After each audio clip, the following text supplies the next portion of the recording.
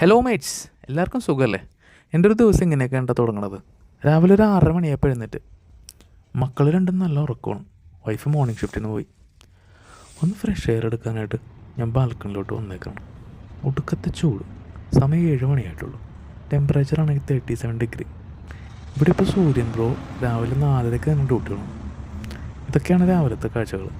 Weekend കഴിഞ്ഞ ആൾക്കാർ ജോലിക്കൊക്കെ പോയി തുടങ്ങുകയാണ്. ഇവിടെ കുറച്ച് ഈന്തപ്പനയും പുല്ലും ചെടിയൊക്കെ ഉണ്ട്. ഇതൊക്കെ കാണുമ്പോഴാണ് കണ്ണിനൊരു കുളിർമ കിട്ടണം.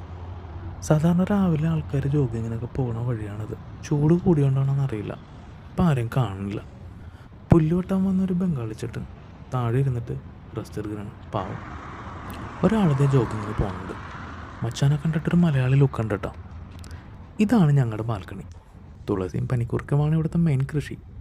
ഇതൊക്കെ നാട്ടിൽ നിന്ന് അമ്മച്ചിയുടെ തോട്ടത്തിൽ നിന്ന് വൈഫ് കഷ്ടപ്പെട്ട് അടിച്ചു മാറ്റി കൊണ്ടുവന്നതാണ്. ഇതാണ് മച്ചാത്തിൻ്റെ ആമ്പൽക്കുളം.